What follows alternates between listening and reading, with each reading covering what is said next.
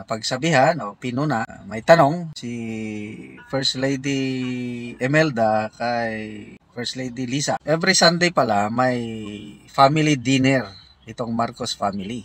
Bawat member ng Marcos family dapat maimbita. Napapansin ni First Lady Imelda na wala palagi si Senator Amy. Ito na, nagtanong si First Lady Imelda, Iha, why are you not inviting Amy? Lumabas na, no? Kitang-kita na merong tension sa relationship ni First Lady Lisa at saka ni Senator Amy.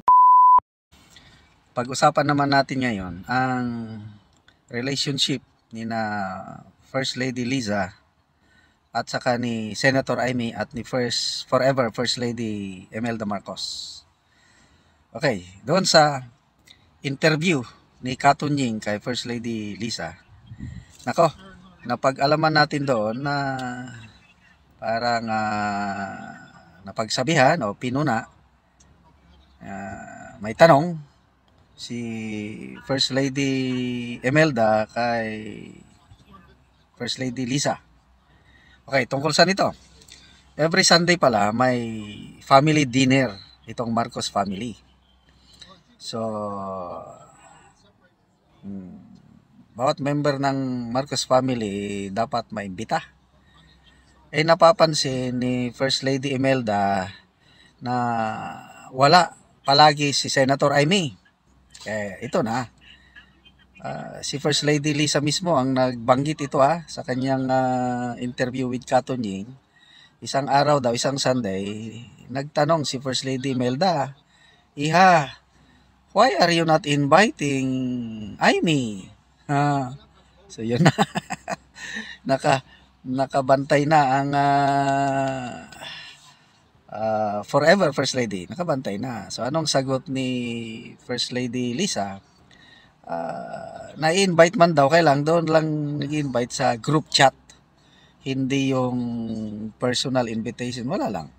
So anyway, dito lumabas interview ni Katunying kay First Lady Lisa, lumabas na, no? Kitang-kita na merong tension sa relationship ni First Lady Lisa at saka ni Senator Amy.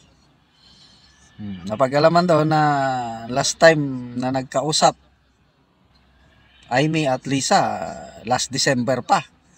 So ilang buwan na, mag-4 na buwan na hindi nag-uusap ang maghipag. So inamin, the same interview, inamin din ni First Lady Lisa na wala na, yung relationship niya with VP Sara, wala na, bad shot. Nasaktan si First Lady Lisa sa pagdalo ni VP Sara sa prayer rally sa Davao last year ba yun? Itong January, kalimutan ko na. Tapos yung biglang tumawa daw, may video nito, although hindi ko pa napanood.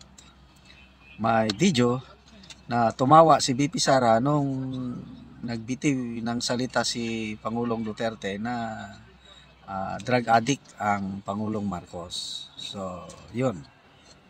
Nasaktan si First Lady Lisa. So, inamin niya na bad shot na. Okay. Tungkol naman ito sa kay relationship ni Amy and First Lady with Imelda with Lisa is matagal ko na itong naririnig. Kahit nung election pa, may nakapagsabi na sa akin na hindi nga sila close. Meron akong kaibigan na taga Ilocos Norte. Malapit siya sa Manotok family. Marcos Manotok. Malapit siya kay Senator Amy. Banggit itong kaibigan ko na wala daw. Halos hindi daw nag-uusap yung dalawa. Na yung maghipag Amy and Lisa, halos hindi daw nag-uusap. Ano pa yung mga narinig ko, yung nung nakaupo na si PBBM sa Malacanang, narinig ko I don't know kung gaano ito katotoo, na itong si Senator Amy mayroong lakad, mayroong importanteng pupuntahan at parang humihiram siya ng helicopter sa PSG. Nako, nung nalaman daw ni First Lady Lisa, sinabi na wag bigyan ng helicopter si Senator Amy. I think si Maharlika ang nagkwento nito. And then, ito nga, yung mga revelasyon ni Maharlika, nung una na hindi pa nagbabati ko si Maharlika sa First Family kay PBBM. Kasi nung una, mga best friends ang mga yan eh. Maalala ko nung after election, nung nanalo na si PBBM, isa si Maharlika, isa sa mga vloggers na unang binigyan ni BBM ng Certificate of Appreciation. Nakita ko yung Certificate of Appreciation na yan, ipinost ni Maharlika na na laking pagpapasalamat ni BBM sa tulong ng mga vloggers. Yan na, isa si Maharlika. Kasi nga, grabing pangangampanya ni Maharlika noon sa US. Umagastos sariling pera si Maharlika para lang ikampanya si BBM. Tapos, yung mga batikos kay BBM nung kampanyahan, si Maharlika ang sumasalo. To a point na yung pagbabatikos niya sa mga dilawan, sama na si then Senator Kiko Pangilinan, muntik pa siyang nakasuhan ng libel dahil nga sa pagdidepensa ni Maharlika kay BBM.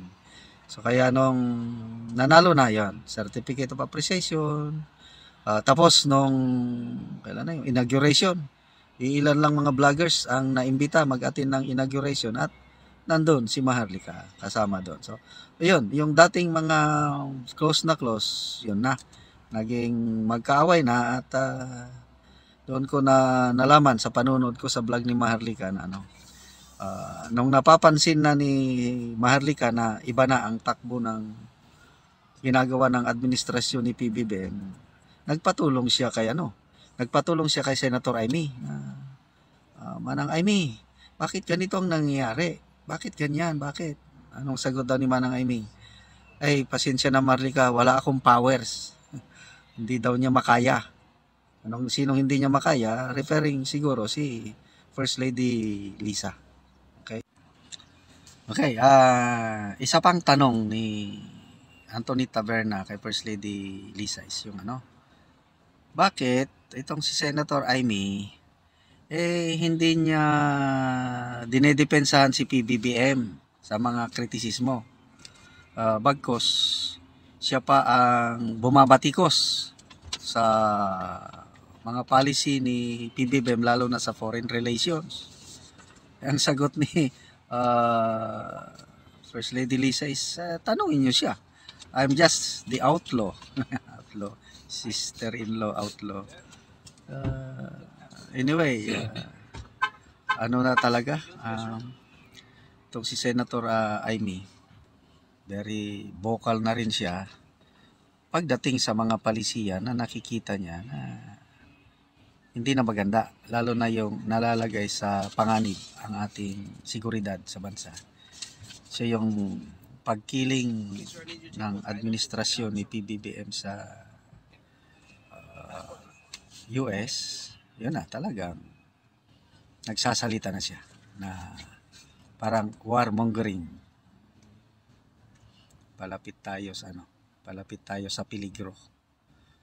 So klaro na ang stand ni Senator Amy na yung suporta niya sa mga Duterte, yan, isang dahilan din yan na lalong lumalamig yung relasyon nila ni First Lady Lisa, plus ito na sa foreign policy na kinokontra ng Super ate, di siyempre rin, mawawalan ng lumalamig o nasasaktan si First Lady Lisa. Kaya yan ang mga palatandaan na hindi na talaga maganda ang relationship. So Amy VP Sara versus First Lady na ang nangyayaring bagayan.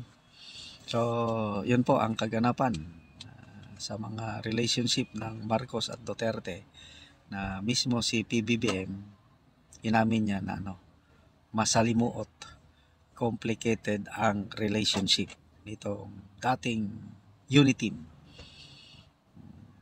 Parang inseparable itong dalawang grupo na ito. Last election, ngayon wala na. Sa Bisaya pa, bungkag lapinig. Wala na yatang pag-asang maibalik ang Uniteam. Umani naman ito ng iba't ibang reaksyon mula sa ating mga netizens. Ayon kay Emmy Deriad, kasi yumabang siya nang naging presidente si BBM. Lumabas yung tunay na ugali. Pahayag naman ni Margarita Libon, ayaw makipagplastika ni Amy kay Liza kaya hindi dumedalo sa dinner ng buong pamilya, matagal na silang may Cold War.